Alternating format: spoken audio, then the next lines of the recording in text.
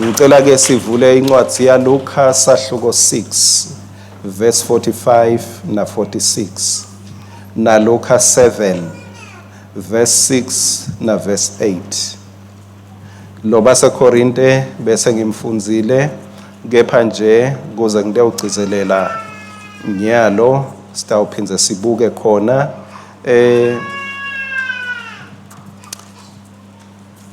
praise God. Ngiyabonga kungifunzela ke. Umuntu lolungile uveta lokulungile lokuphuma engungwini yenhlitiyo yakhe lenhle. Lokubi lokuhle kuvela kuphi engungwini Yenhlitiyo yakhe lenhle. Yenhlitiyo kuvela kuphi enhlitiyweni. Kunetinto letinhle noma tinto letimbi tivalelwe kuphi enhlitiyweni yethu. Tivalelwe enhlitiyweni yethu. Mangabe umuntu akwetfuka siyaye sisho kulokunye ukuthi ungenta njani uyangenyanyisa ngithi, but makakwetfuka umuntu awuboni bubi bakhe, lokwetfukwa kuveta bubi bakho, kuchukuluta bubi bakakho, kuchukuluta bubi bakakho. Mangabe ujikjela litshe emantini noma uyatamatisa engomshini lenetidzidzi, lespoon losifakako asingeni netidzidzi but sifike sicubulule letidzidzi letilakhatsi. So mangabe khona mawujikjela litshe lapha emfuleni noma emantini, ubone lamanti mangasiwo lashonako, ubone lamanti sekajika abamabi, lelitshe aligeti nalobubi, kepha lelitshe lithe maliwela lapha ekhathe emantini, lobubi base buyabonakala. Kuyenteka umuntu akubide ngento longasiyo, akuthele ngenhlamba, akusiyo lenhlamba lekwenda ube mubi, but ngiloko lokutawucutshulwa ngilenhlamba la kuwe. Ngola kubonakala khona ke ukuthi ha kanibani unje. Mangabe awutati ngiyathandaza sinkosi kusite uthola umuntu kuleli viki.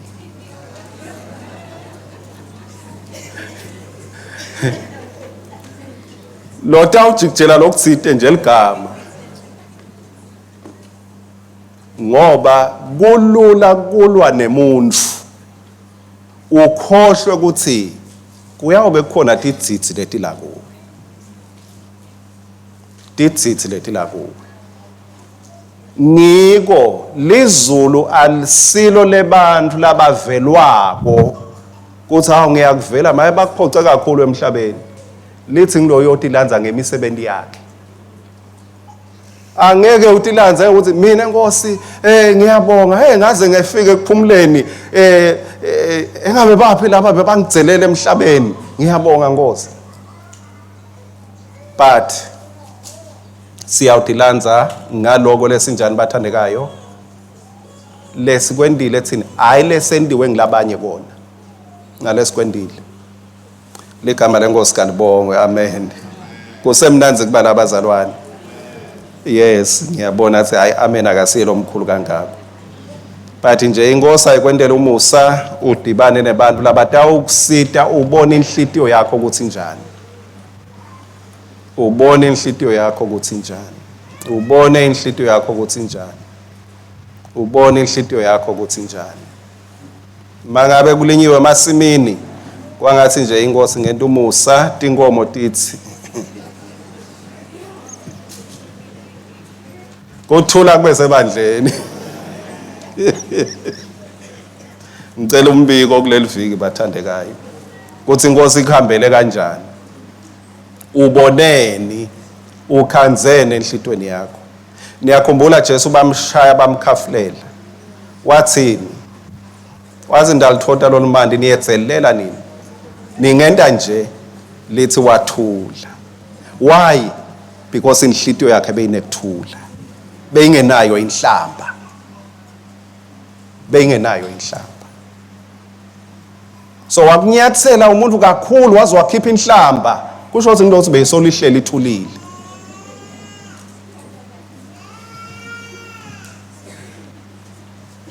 Thank you, Jesus. God is faithful.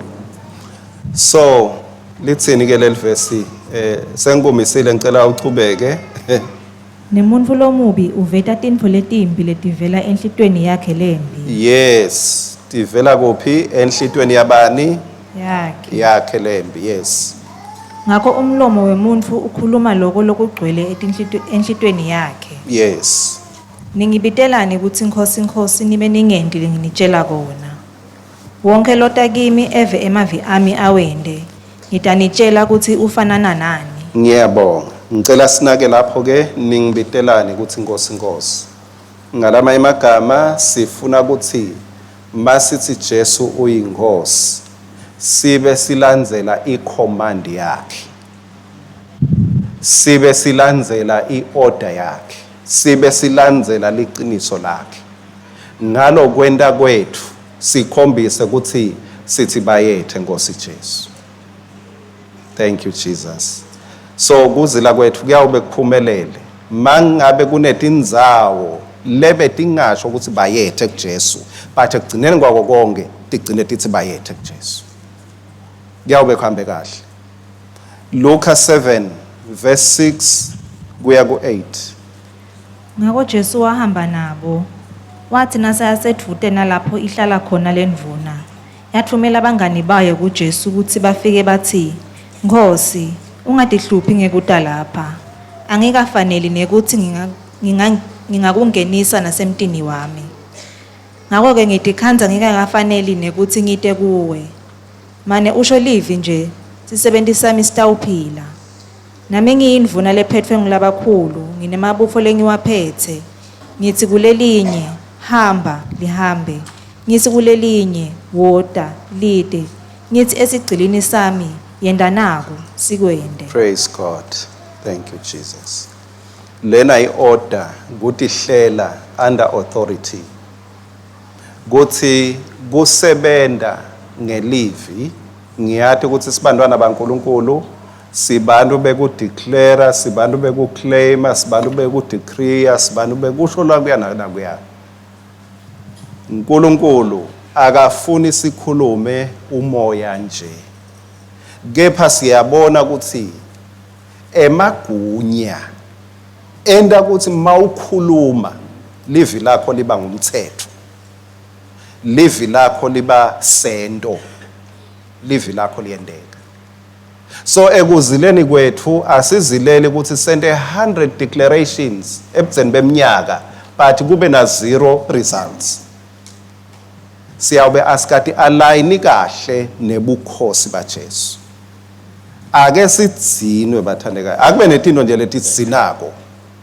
Kuthi uphelile 2022 declarations I declare. Uhamba uye tintsabeni emifuleni emasontweni emaholeni ematendeni for declarations that bear no fruit. Uthi lona mine ngingumphathi livi lami liyalalelo. Ngako ke Jesu ngoba wena uyinkosi I know livi lakho linye lenele. Uyathi makutekwe emacala ngiyathi kunebemthetho lapha kube ngicelile enqumalo ukucala kunalabathi kangcono imithetho la ngekwehlukahlukana. Kepha nje lengikwathi kancane nami ngeligcobo sengikhuluma ngeligcobo kwenyalo ungangiphikisi wena ngalapho yeah khuluma ngeligcobo. Angikhumbuli ukuthi lijaji mase likhipha livi lesigwebo ekugcineni kumele ukubuywe nakusasa kubuyo nangelanga lesithathu solo lento ema declarations or decrees or i-judgment kungendeka kube ngi3 minutes asho emagama latawugcina umuntu 25 years ejele. Akasho 25 times kuza tohlala 25 years. Angakhuluma in 3 minutes deal done. Uyaphuma conze khona akafuna uyafuna uconza khona. Why? The judge has declared, has spoken. So thine uma sithi align yini li judge liwathatha apha emagunya li judge luwathatha emthethweni lo bhasobhe lo wengamele. We live under the law of heaven bazalwane sibantwana baNkulunkulu. Uma sithi aligna ngemthetho waNkulunkulu konke lesinemandla etikwako sitawukhona ukuthi wena 25 years angifuni ukubukana nebuso bakho. Kuthi bayethe. Kuthi ungahamba udeclare onke malanga kuphindze ukuchamuke nakusasa seyoya declare. Kusho ukuthi you are not occupying the right position. Awukati align kahle. So uthi ke lona Nkosi Jesu ngiyati ukuthi tindwa ti aligned kulomhlaba. Ngekukhulu o emandla elizulu bazalwana asekukhulumeni. Emandla ekusebenza kwaNkulunkulu asekukhulumeni. Asekukhulumeni. Matthew sahluko 16 verse 7 na 8. Bese ngiyayifinca inshumayelo yami. Sitawuvula nemaHebheru, sitamfunza amaHebheru 10 verse 34 na 35. Matthew 16 verse 7 na 8 uthini? Bathe bakhuluma bodvwana bathi usho ngobe asikadiphathi tingwa. Kepha Jesu akwati lokho wathi kubo nine bantu bekukholwa lokuncane. Base bakhuluma bodvwana. Ngite kahle liqiniso angisiyelo funze ngajula kepha ngicela kusebenzisa ligama le lalabasihumushela bakhanza kukuhle ukuthi basebenzise ligama lekukhulumisana bodvwana. Kepha ngicela kusebenzisa ligama le esingisini lelithi they reasoned. Ngithathe ngekuthi bebaxoxa ngemicabango yabo. They were talking what they were reasoning. They were not talking faith. They were talking reason. Bekwende njani la Jesu ekwendeni ummangaliso la akakhulumi ngendzaba yale tatingwa kepha ukhuluma ngemvubelo yebafarisi. Ingcondo yabo seyicabanga ngetingwa ukuthi wo nang Jesu asateka indzaba lenkulu sikhohliwe kuphatha singwa. Bayacabanga, they were reasoning bathi sende liphutha. Jesu uyabakhokha uthi nikhuluma ngani? What are you reasoning? Anikhumbuli yini ukuthi tona letingwa tanza kanjani? Atanziswanga kucabanga kwenu, tanziswa kukholwa.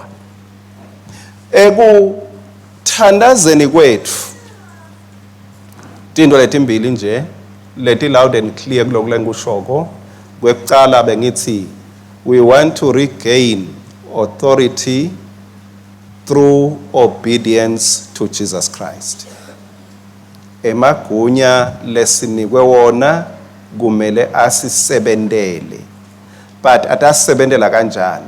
Ngekuthi thine silalele Jesu. Masilalela Jesu konke lokumele kulalele thine kutasilalela. Masilalela Jesu thina. Kwesibili lengushoko kuthi we want to let our faith rise and win against our good reasoning. Against our good reasoning. Kucabanga akusibo busathane, but kucabanga kuhle kumelana nekukholwa kwethu. We have a tendency to reason things instead of having faith in God. Kulula kuhlala ucabanga ukuthi kutawukwendeka kanjani, kutawushintsha ini, akwendeki ini. Kurizina kwethu ngalesinye isikhathi kuyasithutha nasekukholweni, kusisuse ekukholweni ngoba sesikhalkulate kahle ukuthi lokhu angeke kusebente, lokhu angeke kusebente. Kube Abraham warizina kahle ukuthi uyathi kuthini ngimdzala ngaka vele angisoze ngaba nemntwana. Kube warizina kahle ngaba kabanga naye umntwana for good. But Abraham wahamba ngathi uyambona lo ngabona. Wathi noma asakhulile amdzala, wathi kepha uNkulunkulu lakhulumile kutawukwendeka. Reason nekuhlanganisa bonke labanengcondo lekhaliphile bangahlangana bonke bawudadisha umtimba wami, badadisha ipiece ngepiece ukuthi uma umtimba sewuluphele unje you don't qualify to have anything good. But Abraham wedlula ku reason. He laid aside the good facts and reasoning. What I'm holding on, faith. If faith it's yes, angeke kwendeke kepha kuNkulunkulu konke kuyendeka. uNkulunkulu akasilumule ku reasoning. I-reasoning isenda sihlalele kuyezulwini kuphela. Isenda sicabange ukuthi konke kuyawulunga sesingenile ezulwini. Kanti uNkulunkulu usinike ukukholwa ukuthi kube netindo letilunga ngala bazalwane. Kube netindo letilunga ngala. Petro kuLuka 5 niyakhumbula indzaba. Maketa Jesu sekakhuluma lawa magama. Petro waniketa Jesu good facts, reasoning. Wathi Petro Nkosi thine phela sibadwebi, we reason, we calculate, siyadata intfo ukuthi tisebenta kanjani. Kwathi angithandazele laba kwati kuphatha imali bazalwane. Uyabona umuntu okwati kuphatha imali ngalesinye isikhathi uyasilumula ekusebenteni by faith. Ngalesinye isikhathi ngoba everything must align with reasoning. Kuthi makunje sinemali lengaka, this is not going to happen. Hayi ungayifaki lapho, ungayibhekisile. Until we have faith, we lose the abundant blessings of God. Until we say, yes, our reasoning is good, bazalwana, ayisibo busathane, but our reasoning alone does not qualify us for the rewards of God. Lisho njalo livesi, sitalifunza. La kuLuka 5, la bengikhuluma khona, kulo Luka 5, liBhayibheli lisitshela ngekuthi sekuvukela icobo. LiBhayibheli lisitshela ngekuthi Petro warizina na Jesu wamtshela ukuthi asikakhoni busuku bonke ngemakhono ethu. But Petro kuze abambe tinhlanti wasubmita i-reasoning yakhe kuJesu. Ngesikhathi sekathi Nkosi, kona you don't reason things out, but ngenxa yelivi lakho. My reasoning does not say really khona lesakubamba nyalo. But I am not going to do business according to my ability to reason. Ngitawukwenda ibhizinisi yami ngekwelivi lakho Nkosi. Ngula abanemphumela khona. La kumaHebheru 10 ke verse 34 na 35. Lifundze kalithini? Yes. Naba nesihawu kulabo bebaboshiwe. Ngaqinisela ngekujabula nanemuka timpahla tenu. Ngobe nanati ukuthi nina lokungcono lokukhonsako. Ngakho ke ningasilahli lesibinzi senu sekwethemba uNkulunkulu. La lichaza ngekuthi ngetento tekukholwa kwenu anizange nabambelela kulokubonwa ngeliso lenyama. Navuma kulahlekelwa ngenxa yekukholwa kwenu, ngenxa yesibinzi senu kumati kwenu uNkulunkulu, noma nihlushwa. Lokuhlushwa kunihluphanga ngoba benati ukuthi kunendo lekhonsile kunaloku lenendiwa kona nyalo. Sewuthi ke kulo verse 35, ngakho ke ngaleso sibinzi leso ningasilahli lesibinzi lenaso.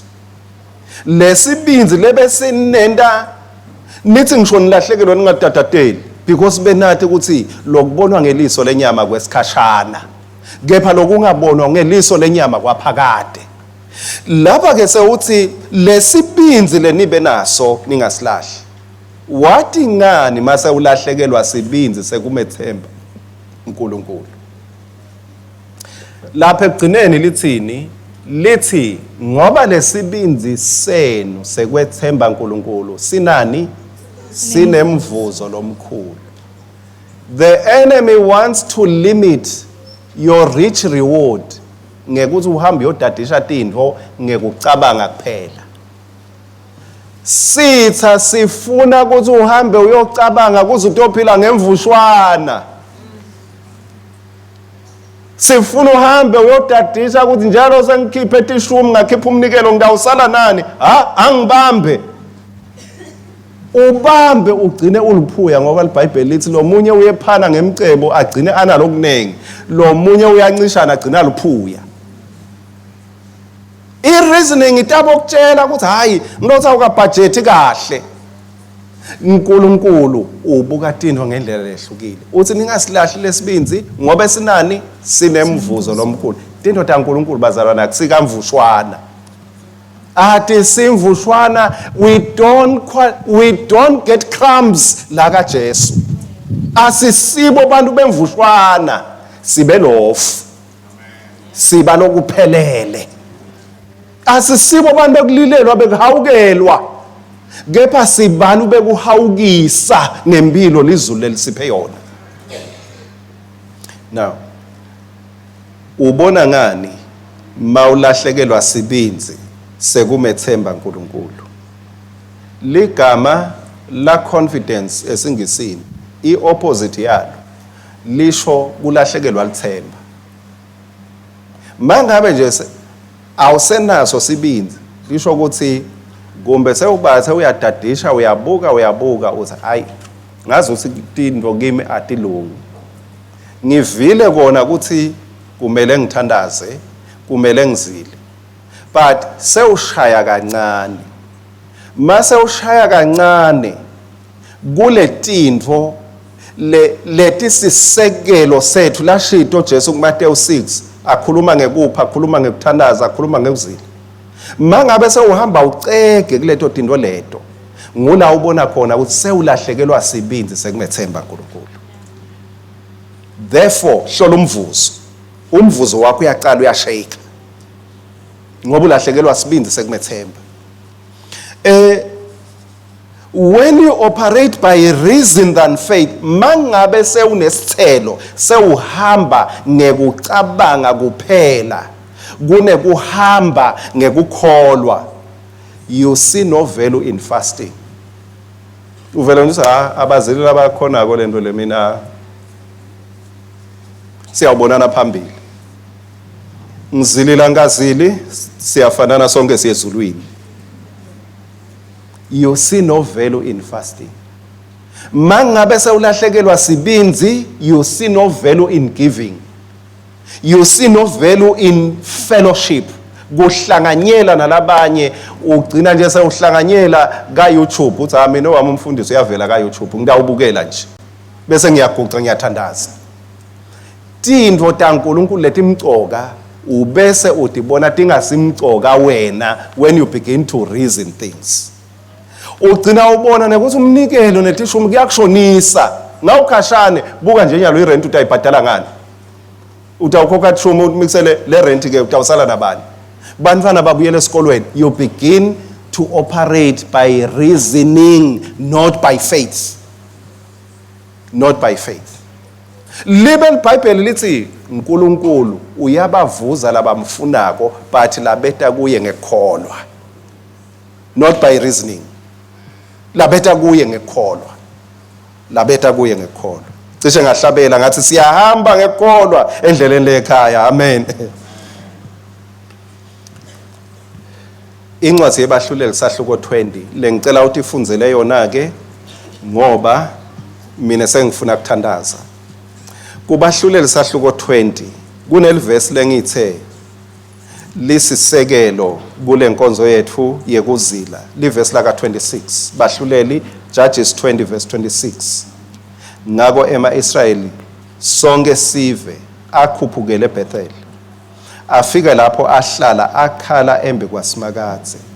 Ngalelo langa azila lilanga lonke laze layawushona ethula iminikelo yekushiswa neyebudlelwane kusimakadze. Angivalele iBhayibheli. Baka Israel kulesehluko kulesento lesendiwa sive saka Benjamin utawufunza uyithole indzaba.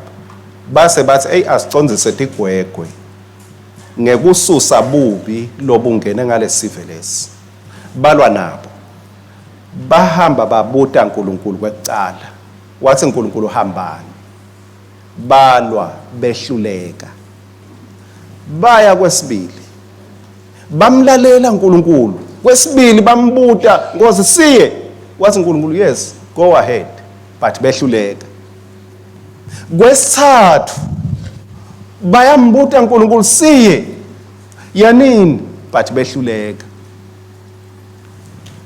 lokuzila bathandekayo kumele ingcenye yakho ithi Nkosi ngizilela ukulalela noma ema results angahambisani nalesento sami sekukulalela. Lord, I will obey you even though the results are not relevant to my obedience. Noma Nkosi ngitimisela kukulalela noma umphumela wekukulalela ngingawuboni but Nkosi mina ngidakulalela. Why? Ngidakulalela ngoba uyinkosi. I will obey you because you are Lord, not because of the results. Noma lushintsho ngingaluboni Nkosi ngidakulalela wena.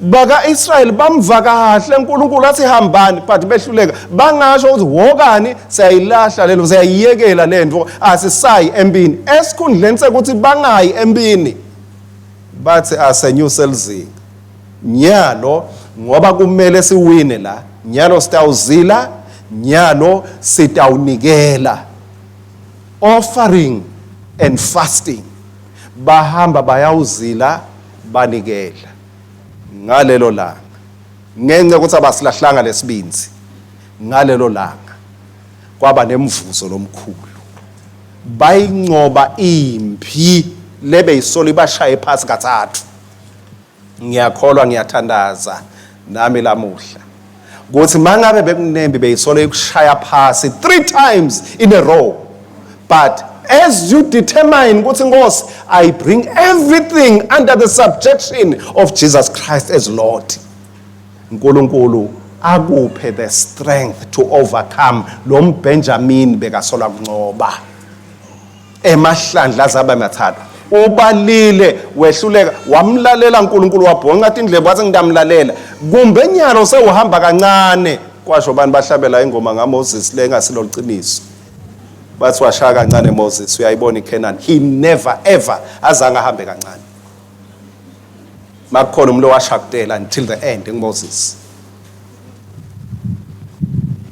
kepha kungendeka sewushaya kancane emnikelweni sewusi cwa emthandazweni sewuthi cwa etishumini sewuthi cwa sewulengisana baya benkonzo lengake ngayihamba basukuma 20 cent nathi shumtama 20 cent awucabanga indvodza nje lephelele inethi ishumi lethi ngi20 cent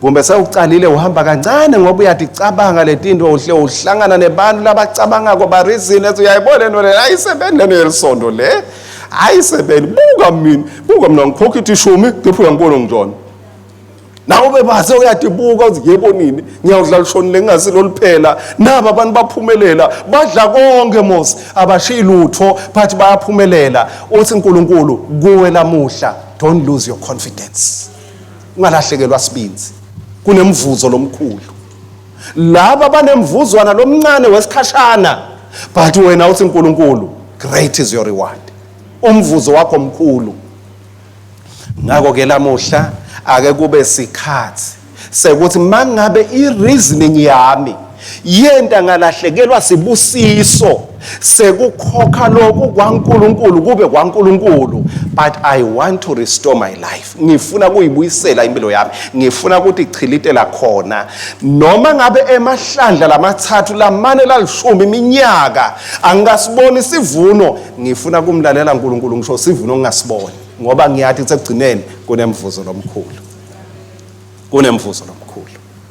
ngifuna tikhali lebe setingilahlekele ngiko ke le ncwadi emaKorinte elithi sifuna kuthumba imicabango hayi emadimoni nebantu, but we want to bring down our own thoughts. Imicabango yethu sifuna ukuthi ithobele kulalela uNkulunkulu. Imicabango yethu ithi yes Lord, noma ngingawabone ama results, noma ngingade ukuthi yini umphumela, kepha ngithi yes Lord. Noma yini Nkosi loyishoko ngithi yes Lord. Mawuthi Nkosi angijikijele linetha kanti ngehlulekile kubamba lutho ngithi yes Lord. Noma mina bengicabanga engcono kuloko lengikwendile, kepha noma yini Nkosi leseyisho nguwe nyalo, you are Lord, therefore I will do whatever you are saying to me. Noma yini loyishoko Nkosi ngidawuyenda. Impilo yami kwekuqala akube impilo yakho loyisubmita, ngoba imicabango yethu ithi kusinziswa kutangimosha, kusinziswa kuphenduka kutangonelana kunganako, yimicabango leyo yakho leyo. But awuyibuyise imicabango uthi Nkosi kona angati kahle ukuthi mangisinziswa ngiphenduka yini umphumela, kepha Nkosi mangabe wena uyasinzisana futhi ufuna ngisinziswe, ake ngithathe isinyathelo inyanga yekuqala eminyakeni lomusha. uNkulunkulu uthi it's a new season, you can start afresh kulo mnyaka. You can start afresh. Uyawube uqale kahle mawuqale ngaJesu. Uyawube uqale kahle mawuqale ngekukholwa. Uphuthe ka reasoning uthi Nkosi ngifuna ukuthatha nje sinyathelo lesikhulu, sinyathelo sekukholwa nguwe ngingakabona umphumela. Ngingumntwana kaNkulunkulu, ngiyathi ukuthi tintho bengitidecide mina, kepha ngifuna kubuyisa imicabango yami ngiyisubmit kuJesu ebukhosini bakhe. Kangathi kona ukuthi umnikelo tisho umntami kuyawushintshani, kepha ngiyathi ukuthi kushiwo nguJesu, kushiwo inkosi yami. Nkosi ngifuna ukubonakalisa ukuhlonipha, ngisho nangemnotho wami nangemcebo wami. Angifuni ukuhlonipha ngetindzebe temlomo kuphela, kepha ngifuna nemcebo wami ukhombe ukuthi ngithi bayethe Jesu. Ngihlonipha wena Nkosi. Tikhathi tasendulo uNkulunkulu, tikhathi letinye utithalalisele empilweni yakho. Lona ndlebe ngiko athi lamuhla mawuliva livi lakhe ungayendi likhona inhliziyo yakho. Today is today, and today is your special day. La khona ungathi I am taking this step of faith. Ngicela libandla lisukume siseda uthandaza. Thank you Jesus. We bless your name, Lord.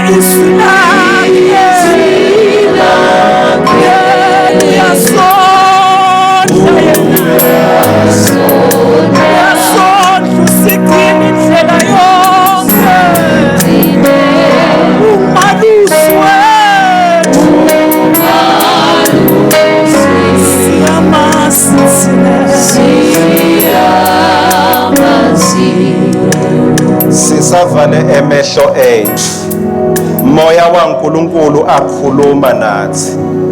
Ungayendi lukhuni inhlitiyo yakho. ngule atmosphere lebe uyidzinga kuze ude uvusetelwa nembeza lobe kabuthundu.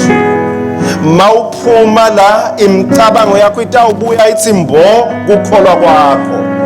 Ngiko, take the first step today. Thatha lesinyathelo lesicondzane nesimemo saNkulunkulu lasenta kwempilweni yakho.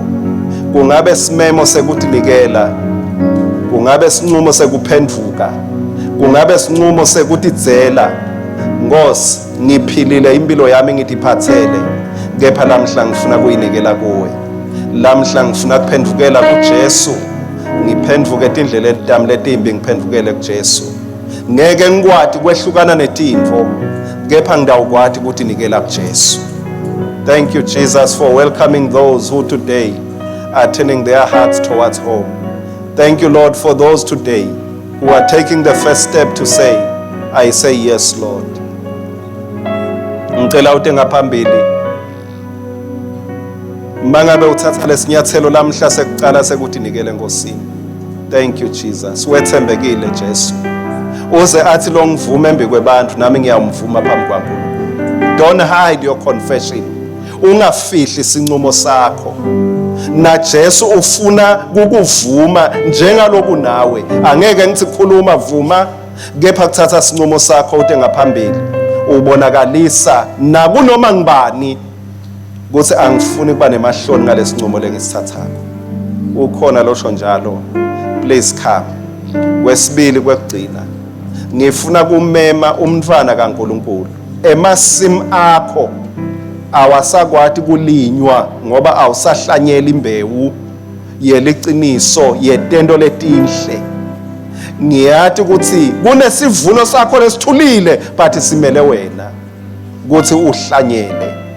uNkulunkulu nawe uyakumema lamuhla ukuthi lesibinzi sakho lebe unaso sakulahlekelaphi mntwana sekhaya, ngoba bewunesibinzi sekukhokha ishumi ikulfisi ibhokile, kuke waba nesibinzi sekukhokha iminikelo ngisho tinhlupheko tibhokile. Lesibinzi sekumethemba sikulahlekele njani. Lo mubi ukwente wacabanga waze waphuma ekuhambeni ngekukholwa, tonke tinto takho sewudenda ngekubona. Akube lithuba lakho lamhla lekuthi Nkosi Jesu ngitibuyisela mine, ngiyayithatha imvilopho yami lamhla lebe ngibonakalisa tento tami teluthando. Blessed be the name of Jesus. Blessed be the name of Jesus.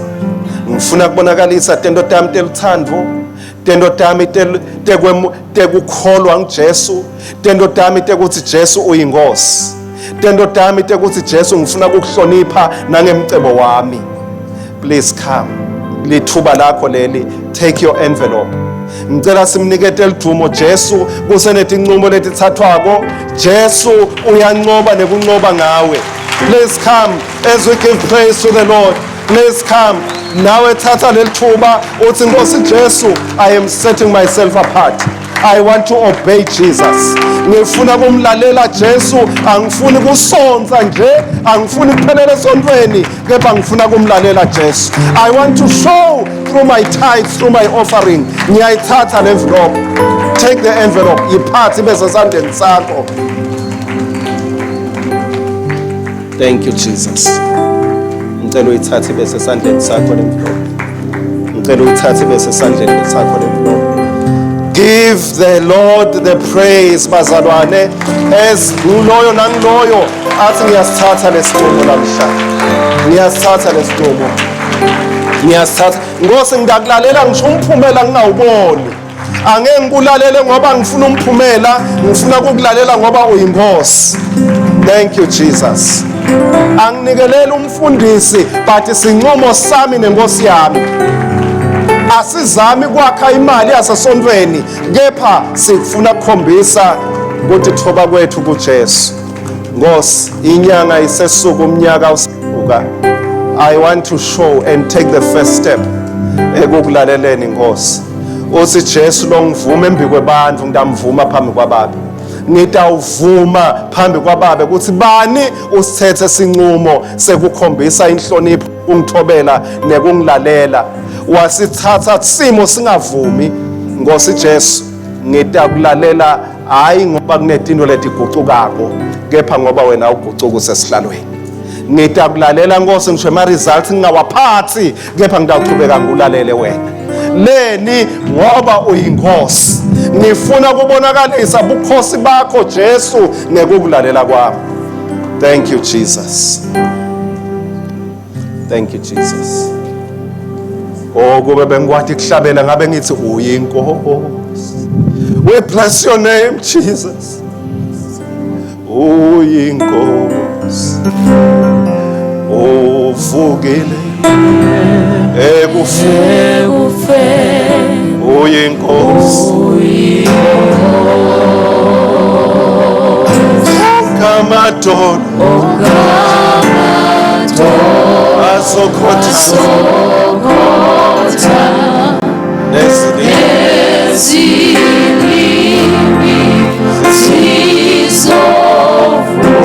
Jesu Christ.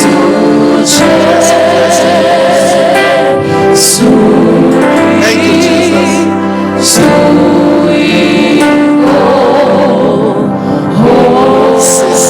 Siseta umsindo wekugcina kumbe kungendeka kunalomunye solo ubanjwe livalo sitha siyamhlebela tindzaba letinye letingasito tekholwa kepha sifuna kuphakamisa ludumo kuNkulunkulu wethu asadluthula nawe udluthule usingacishe ngasala.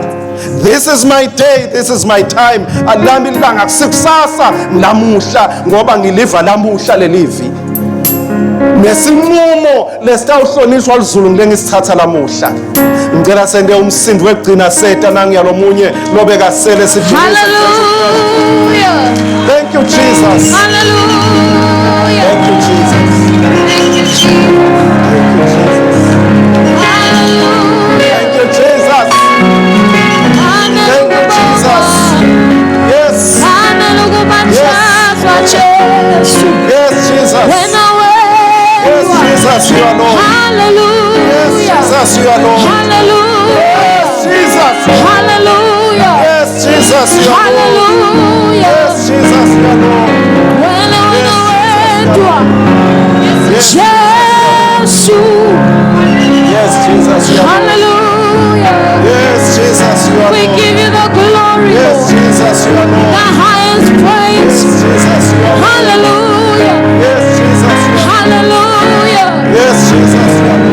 Thank you, Jesus. Yes Jesus you are Lord. We submit our good reasoning to the Lordship of Jesus. We submit our best thoughts to the Lord Jesus. Lebe sikucabange ngathi kahle sithakusikahle lokukahle ukholwa kwethu. Lokukahle kuhlonipha inkosi yethu. Lokukahle kuthi thoba kuJesu wethu. Oh Jesus, you are honored in this place. You are honored in this house. You are enthroned in this place, Lord. Thank you, Jesus. Lord, we are aligning ourselves with your authority. We align our thoughts with you. Thank you, Jesus. We divorce our thoughts from our good reasoning and we submit our thoughts to you in faith. Hallelujah. We don't mind what we shall lose, but we are mindful that you are Lord. Oh, hallelujah. Hallelujah to Jesus. Thank you, Lord, that you shall give a command to our storms. Yes, you Lord. shall give a command to our sicknesses Yes, and our Jesus. diseases. Amen. And it shall be so. In the name of Jesus. You will give judgment to the Benjamites. Nebekusola kusishaya phasi ngiyabonga ukuthi kunelive lekwehlulela Yes, Lord. because we allow you to judge. In the name of Jesus. And we know a word from you is enough to bring judgment to every power and principality of the enemy. Hallelujah. Sitha lebese sithole kudlala ngempilo yethu siyabonga ukuthi Jesu sivuma kube nguwe inkosi. It's no longer about us but you. Lokulwa nathi kulwa nawe. Thina siyingene leyo nkosi sihamba ngekholwa. Amen. Siyabonga ukuthi our weapons are not carnal, they are mighty to the pulling down Oh, hallelujah. Thank you, Jesus. Thank you, Lord. Yonke imicabango beyimelana nekwati wena Nkosi ibe ngilekhululiwe kuze kuthi kume kukholwa kwethu. Khulekela Nkosi ukuthi ekuhambeni kwabo bahlangane nanebantu abathi abakhuthathe ekukholweni, not people who will reason them out of their decision. Thank you, Jesus.